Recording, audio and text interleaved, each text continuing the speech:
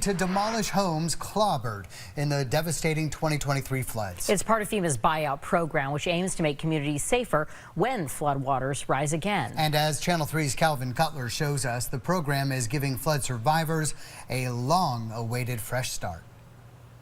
Bernie Earl and his wife have lived in this home in Wolcott for the last 23 years. After 3 bouts of flooding in Tropical Storm Irene and the July 10th floods in 2023 and 2024. It was a time to get the hell out of there. Earl applied for FEMA's buyout program, where the government purchases and tears down his home, restoring the land to the floodplain.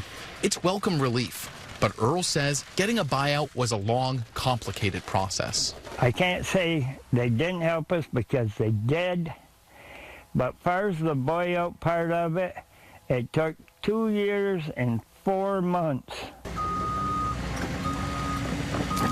On a soggy Tuesday morning, demolition crews razed Earl's former home on School Street, the remnants to be ground up and recycled as landfill lining.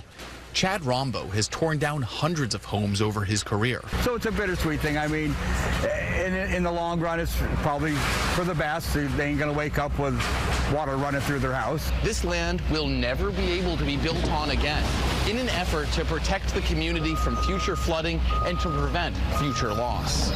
2 years on since the massive 2023 floods, Vermont is just starting some 140 buyouts and demolitions. It really represents a step in we're moving on as a state, moving on as property owners who were impacted by the significant flooding events. The buyout program is aimed at reducing risk, giving water more places to go, and in turn, protecting communities downstream. How do we give the river space, step back from it so that it can do what it needs to do and that it's not flooding our structures anymore? Leaving behind decades of memories, Earl is now living in Hyde Park in a new home far above the floodplain. What do you feel when you drive through Wolcott now and you see the home?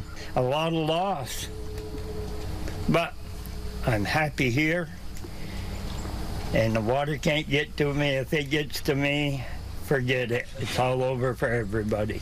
Despite no longer living in Wolcott, Earl says he has a deep appreciation for the community and their support in helping him move out of harm's way.